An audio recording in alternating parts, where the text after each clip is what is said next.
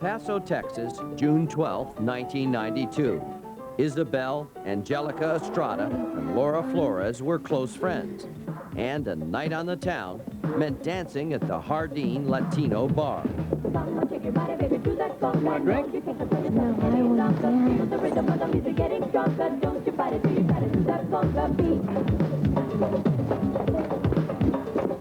She doesn't waste any time, does she? When Laura walked into the bar, everybody started glancing at her because she was better looking than us. She was better dressed than us. Your friend. They asked her to dance. They danced with her. Not one guy, a lot of guys danced with her. Because she looked beautiful. She was real pretty.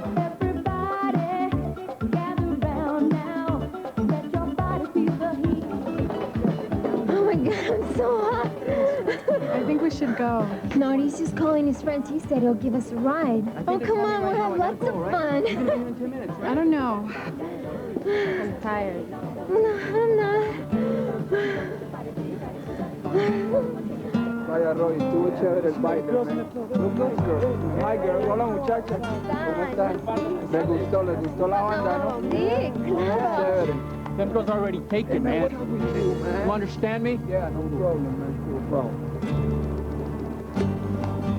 Hey, where you going? I don't want to go. I don't like the guns.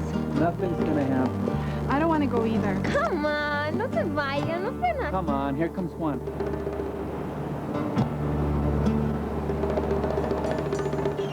Everyone, this is Juan. Juan was Juan Garcia. Nicknamed Porky, he was out celebrating his 25th birthday. Very pleased to meet you. And this is Laura. Oh, very pleased to meet you. Cream of the crop over here. He was not messing around. Step into my room. Vete para el otro lado. Vete para el otro lado. We'll talk about it later. Get me outside the car. Although Garcia was celebrating with his girlfriend Patricia, that didn't matter. He quickly turned his attention to Laura. Little did he know how different this birthday was about to become. Hey, Narciso, turn up over here. They told us that they were going to take us to a house. Then they said, let's stop here to a vacant lot. Hey, Narciso.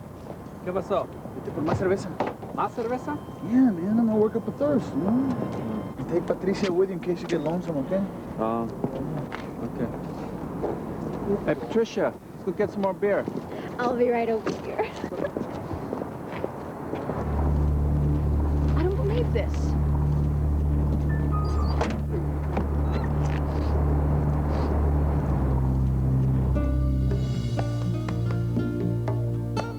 Come on, you're so beautiful, come on. It's taking a little while. Mijita, now they're gonna come back. Don't be like that, come on.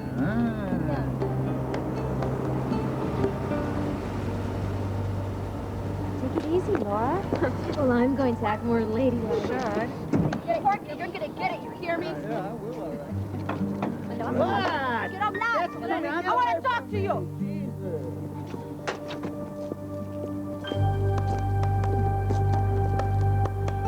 Patricia, you want a beer? Cheer up already. Narciso's curiosity about Laura turned into shock when he discovered her secret identity. Oh, my God.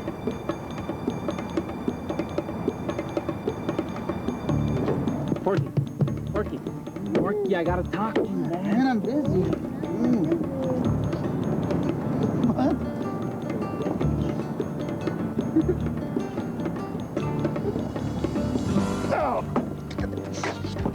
What's wrong? Police say when Narciso told Garcia about Laura's secret, Garcia became hysterical, flew into a rage. He wildly began accusing each woman of stealing his money, $1,000, all in $1 bills. Come down. Porky. Come down. Let me get my money. Let me get my money. Come down. Hey, $1 bill. I want to see your punches. Hey? I know what's gonna happen. No one sees. All I have to live on is $10.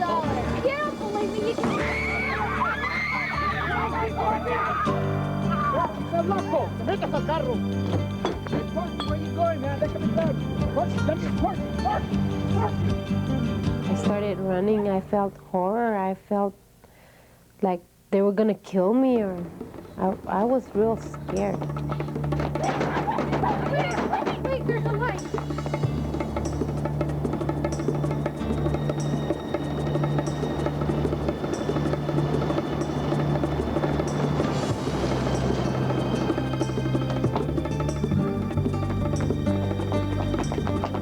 We went to the fire station. We asked the firefighter for help. They couldn't believe us. They didn't believe us. And I told them, please go check because she's laying down. They just shot Laura. I arrived at the scene along with the other homicide detectives. I needed to know who the witnesses were because I was told there was witnesses. So, do you mind telling me the name of the woman who was killed? That wasn't a woman. His name is Felipe. You mean to tell me your friend was a man? But we always knew her as Laura. Ever since he was a little boy, he's been Laura. This took me by surprise. I thought it was a woman. She was dressed real nice looking girl. He went after Laura. And the results were tragic because an innocent person lost her life over the machismo that Porky thought would be ruined if anybody found out that he had kissed a man. She's a man. So he had to get rid of him. And that's what he did. He shot her, killed her. I miss Laura because she didn't deserve to die. No one has a right to take someone's life just because they're different. She was a sister to me, and I never saw her defects. She was a sister to the max, and I accepted her totally. The night Laura Flores died, June 24th, 1994, was the last time anyone saw Juan Manuel Garcia. And that act of violence wasn't his first brush with the law. Garcia has priors for drunk driving, drug dealing, and aggravated assault. In spite of his record and his girth, Porky still considers himself quite the ladies' man. Tries to prove it on the dance floor. People we've interviewed said, you know, he was a good dancer, and he did like to show off his dancing skills. Garcia usually wears cowboy boots and a cowboy hat, and his music of choice is Mexican country. If you know where Juan Manuel Porky Garcia is two-stepping tonight, call us at 1-800-CRIME-TV. When we come back, a murder mystery that has New Orleans police baffled, and a football player in the spotlight. Police found his son and estranged wife murdered. Maybe you can solve this mystery. I've asked you here, hoping that you can help us solve the murder of Devin and his mother.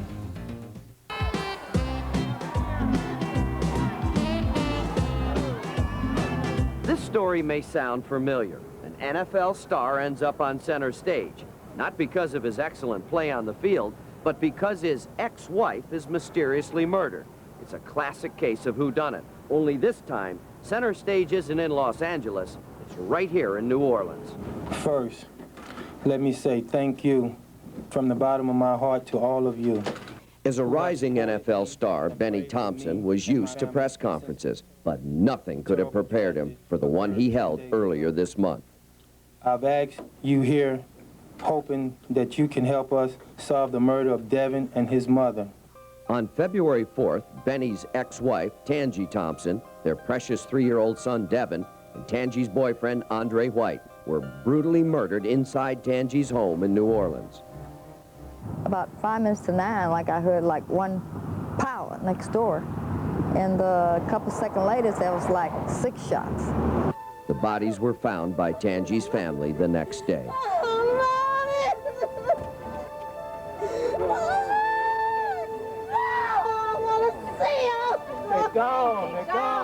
When they went there, from my understanding, they saw some blood on the bedroom window, and then they went around to the side, and one of, I think my cousin bent down and looked on underneath the blinds, and And I think they saw Devin lying on the floor in some blood. And so that's when they went and they called the police. So far, no one is above suspicion, not even Benny Thompson himself. Thompson began his career with the New Orleans Saints, then rose to stardom first with the Kansas City Chiefs and most recently with the Cleveland Browns. But now, he's infamous for statements he made in court during his divorce proceedings. In a sworn statement, Thompson said he'd be willing to kill his wife if that's what it took to protect his son from bad influences.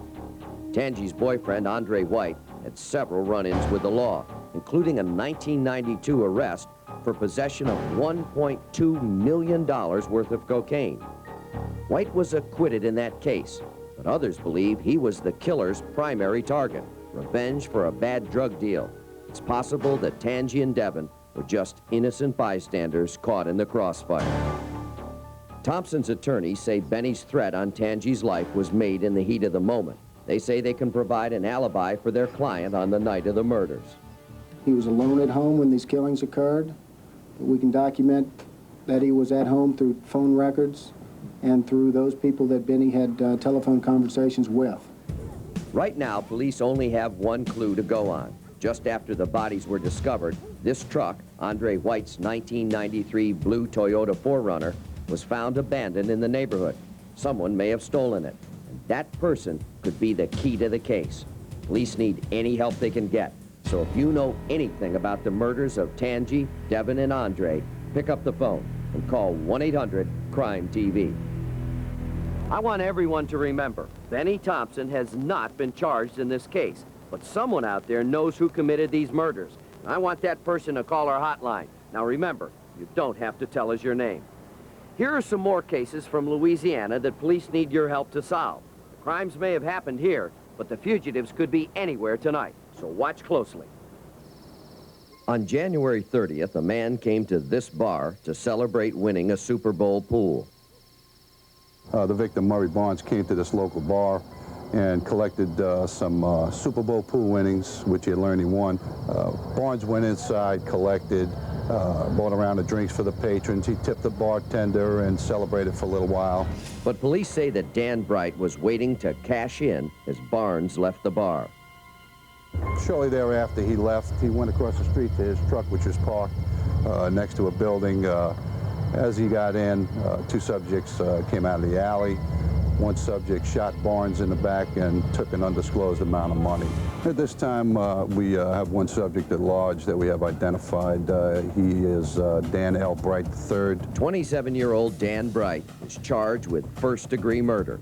If you know where Dan Bright is hiding, call 1-800-CRIME-TV. In the bayou town of Sorrento, deputies are looking for an accused child molester. His name is Joseph Solar. He was convicted of raping a mentally handicapped woman in 1991. When he was paroled, he returned home to his wife and children, including his stepdaughter, 10-year-old Danielle. Danielle is deaf, and police say that made her easy prey.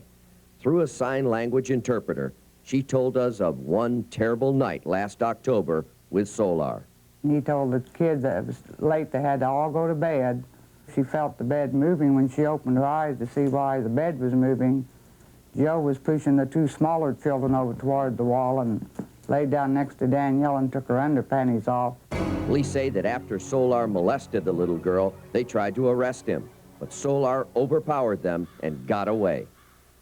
He started running. He ran around the trailers and he ran into the woods over here. And that's when I lost sight of him. She's also very much afraid of Joe. She doesn't want him to even come around to see her anymore. She wants him to stay away. Danielle couldn't scream out against Joseph Solar, but she's speaking out in her own way tonight. If you know where Joseph Solar is hiding, make that call. In a Cross Lake Pontchartrain, deputies in Pearl River are looking for an escaped murderer. Andy Fowler was convicted of murdering this man, Ricky Fontenot. Fowler thought Ricky was kissing his girlfriend. The fight for the girl proved fatal. Ricky took me back home, and we were sitting in the truck. Andy drove up and said Ricky was kissing him. They started fighting. I tried to stop Andy. Andy, in turn, beat me. Somebody helped me. I don't know who helped me put Ricky in the truck or who even put Ricky in the truck. I took Ricky to Slidell Memorial Hospital. He had several broken ribs, punctured lung, some internal injuries, and he later died of complications due to these injuries. Fowler was convicted of manslaughter and sentenced to 16 years hard labor, but he escaped. If you've seen him, call 1-800-CRIME-TV. When we come back, new clues that could solve a 20-year-old murder. Stay with us. Welcome to Fox's Wild Adventures in Mardi Gras. You know what, Nicole? What? I've actually been with someone before on an elevator in an airplane, but never, ever in the back of a squad car. Oh, well, close your eyes. Okay, Pucker you're the up. ruler. You're the key. Pucker. Oh, wow, garbanzo beans! Hi, we're the Mobile Hooter Girls. If the critics loved it, we probably won't bother with it. See what we mean on the Hooters Movie of the Week. Clint Howard's an academy boy with a bad temper, and he's got black magic on his side and evil speed. The Hooters Movie of the Week, tonight at 11 on Fox 15. To the French Quarter. Former state senator Alva Brumfield was a fixture here and a great figure in Louisiana politics. Everyone recognized the distinguished gentleman, and everyone admired him. Alva Brumfield was born the son of a Depression-era storekeeper in Mississippi. As a child, he was crippled by polio, but all his life he never compromised and never lost sight of his big dreams. His family was very, very poor. He was a janitor during the time that he was in law school. He put himself through law school and his one brother and 3 sisters. That same determination took him to his dream, the Louisiana State House. Al Brumfield served as a state senator from 1944 to 1952. But if you liked him, you didn't call him Senator Brumfield. He took his nickname from his mentor, Huey Long, and everyone called Al Brumfield the Kingfish. Brumfield was a champion of the little guy, fighting to create the state's first pension for its workers, fighting to create its first VA. Baton Rouge could thank him for new schools, new hospitals, new libraries. Brumfield would take on any battle if he felt the common man was threatened. He even took on the tobacco companies in the first case ever to link cancer with cigarettes. He fought that battle with his longtime friend, Melvin Belli. He was a protege of Huey Long's. He was very much like Huey. He was intelligently flamboyant or exuberantly extravagant in his forensic capacity, which means he was a hell of a good orator and a hell of a good speaker. He went down the street like a crab because he had had polio, and he sort of crabbed along the street almost down to his knees. He was a great favorite with women. They all loved him because he was so sweet. Most beautiful eyes and smile on his face, even with his twisted body. Brumfield never let his obstacles slow him down. Instead, he drew strength from his family and shared with them his great love of life. Us sitting out here today it would be a typical day that I'd be sitting with my dad because he loved the blue the sky is today. And we might be talking about poetry, we might be talking about politics, but it would be outside. And it would be a day like today. Everybody loved the guy. I love him. I still do love him. Baton Rouge, Louisiana, 1973. Alva Brumfield had become the target of some ex-cons from Louisiana's Angola prison. Why should we fool with this penny ante crap? One good heist and we're set for life. And he's got a safe. Like a wall safe? That's exactly right. He likes to keep all his cash on hand. Go on. He must have over 200 grand stashed in there. Oh, come on, Gene. You've been hanging out with the Blue Bloods lately.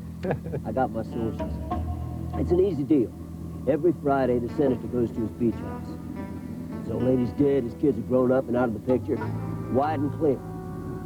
May 22nd, 1973. Thomas Gordon Jones arrived in Baton Rouge, fresh out of Angola.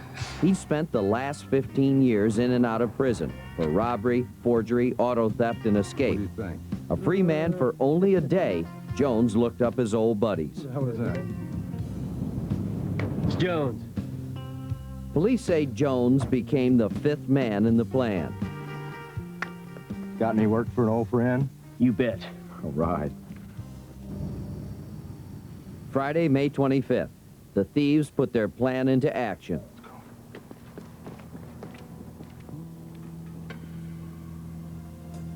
Bella Andrazi and his girlfriend, an 18-year-old stripper, served as lookouts while acting the part of young lovers out parking. Police say Jones took up his position on the roof as an additional lookout. Jones would have one walkie-talkie, and Andrasi would have the other. The idea was that if Andrasi would see anybody coming up the street or turn into the driveway, he would blip the walkie-talkie. Where the hell's the safe? Check the other room. It turned out there was no safe or no large quantity of money in the house. That night, for some reason, the senator changed his routine. Instead of taking the usual weekend trip to his beach house, he decided to drive straight home.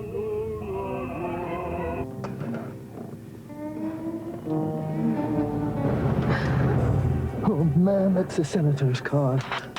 For some reason, Jones didn't get the signal.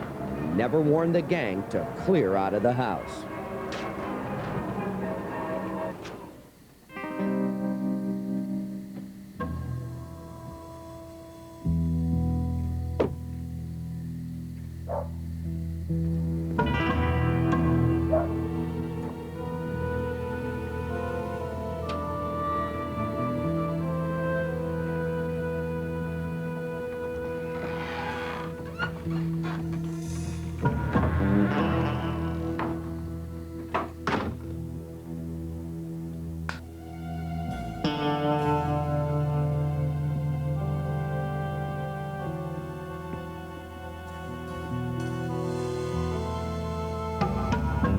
You better stay right where you are.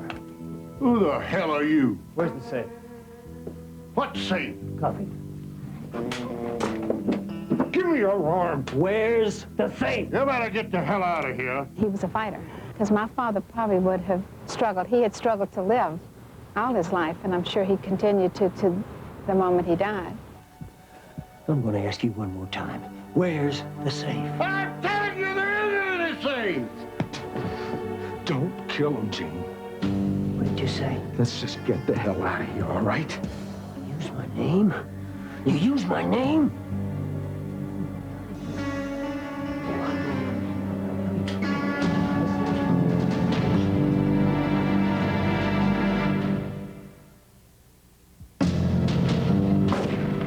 They almost got away with the murder until police spotted a locket left behind by the killer. The back of the head.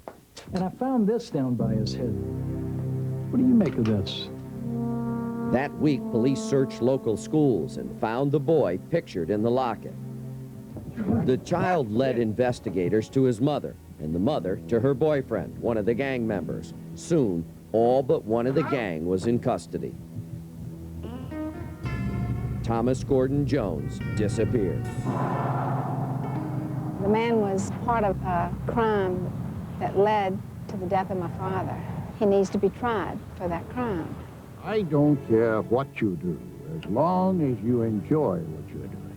The tragedy is I lost my dad and my very good friend. But the frustrating thing is I lost him for nothing. There was no safe. He didn't have monies to put in a safe. I guess I'll never stop thinking about that.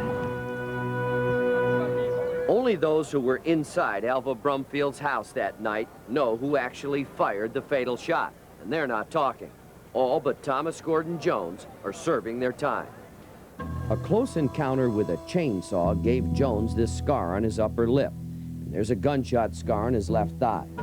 His right arm is a tattoo of the name Margaret, and on his left, cartoon character Casper the Friendly Ghost. For 16 years, there was no sign of Jones. Word was he'd fled the country or died. But his ex-wife says Jones phoned her in 1989, then again in 1990. Based on the fact that Jones is still alive, the FBI developed this photo to show how he may look now at age 56. Jones may be making his living as a long-haul trucker. Newly uncovered information reveals he spent time in southeastern Texas, in the Beaumont, Port Arthur area. So Keep your eyes open on the highway. If you think you recognize Thomas Gordon Jones, call 1-800-CRIME-TV. Now an update on another Louisiana story. The bayous surrounding New Orleans were once notorious as swampy hideaways for dangerous criminals.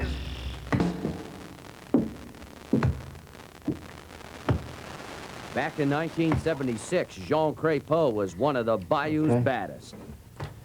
Guess I'll have to do it.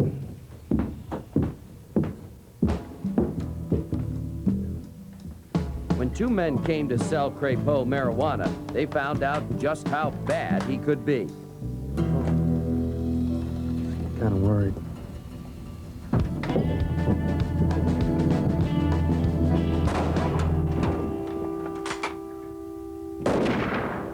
Police say Crépeau had no intention of paying for the pot and closed the deal in his own way.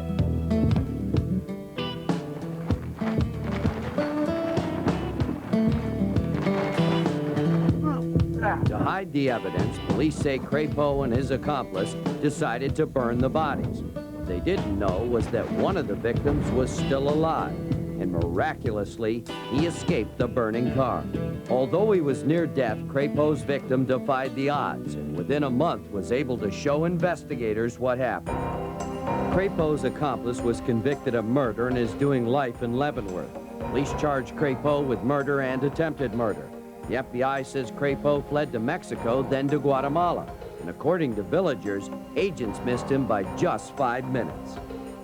Crépeau may try to pass himself off as Hispanic, possibly hiding out in South America. This is how the FBI believes Crépeau might look today. If you've seen Jean Miguel Crépeau, call our hotline at 1-800-CRIME-TV. I'm John Walsh. Good night from New Orleans.